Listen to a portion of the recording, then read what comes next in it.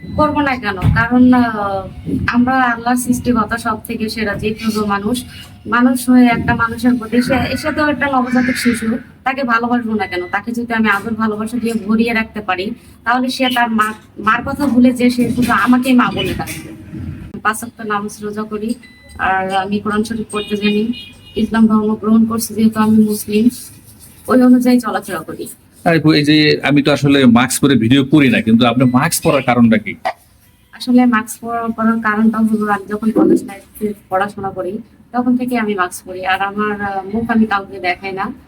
মাস্কের ভিতরেই আমি আমার চেহারাটাকে বন্দি করে রাখছি। আমার চেহারাটা শুধু সেই ব্যক্তি দেখবে যে আমাকে বিয়ে করবে। মাশাআল্লাহ, মাশাআল্লাহ, আপনার কথাটা অনেক ভালো লাগলো। দর্শক, আসসালামু আলাইকুম। জীবন গল্প অনুষ্ঠান আমাদের ক্যামেরার সামনে খুবই দুঃখী একটি অসহায় বোন উপস্থিত। আমরা তার জীবনের গল্প শুনবো এবং আপনাদেরকে শোনাবো।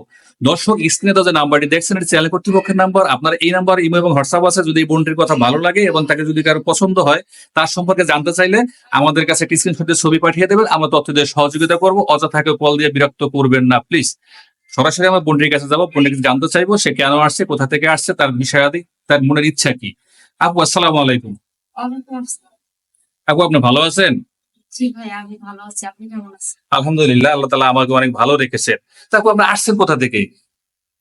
আমার বাসা যশোর। আমার নাম সীমা। আপনার নাম সীমা। বর্তমানে আপনার বয়স কত? আমার বয়স 22 বছর। লেখাপড়া করছেন? জি, ইন্টারমিডিয়েট পর্যন্ত করছি। তো আমাদের এখানে কেন আসলেন মিডিয়াতে? আসলে আমি যে টিউশনি গুলো করতাম এগুলো তো পোষায় না। আর আমার বাবা মারা গেছে, বাড়িতে আমার শুধু মা আছে। আর একটা ভাই ছিল, সে বিয়ে করে তার বোনকে নিয়ে আলাদা থাকে। এখন সংসারের সব দায়ভার আমার উপরে। এখন সংসার তো চালাতে হবে। আর আমাদের মতো গরিব মেয়েদেরকে তো সামর্থ্য দিয়ে মানে টাকা পয়সা দিয়ে তো বিয়ে করার মতো সামর্থ্য নাই। যে কোনো ভালো ফ্যামিলির ছেলে কিংবা এসে আমাকে বিয়ে করবে, তার জন্য আমি এখানে আসি। আপু, আপনি তো মাশাআল্লাহ দেখতে অনেক সুন্দর। আপনি উচ্চতা কতটুকু? আমার উচ্চতা 5 ফিট 4। মাশাআল্লাহ, আপনি অনেক উচ্চতা। তো আপনি স্লিম ফিগারের অধিকারী, দেখতে মাশাআল্লাহ অনেক সুন্দর। তো গ্রাম দেশে কি আপনার কোনো প্রস্তাব আসে না বিয়ের জন্য? হ্যাঁ, এরকম প্রস্তাব আসবে না কেন? প্রস্তাব আসছে। কিন্তু ওই যে কেউ তো আর চায় না যে জেনে শুনে কোনো একটা এতিম মেয়ের সাথে তার ছেলেকে বিয়ে দিক। কারণ তার ছেলেকে যখন আমার সাথে বিয়ে হবে তখন আমাদের বাড়িতে এসে সে জামাই আদর পাবে না। ঠিক মতো থাকার জায়গা নাই আমাদের। তো কি করব? বাধ্য হয়ে এখন আমি এই পথে নামছি।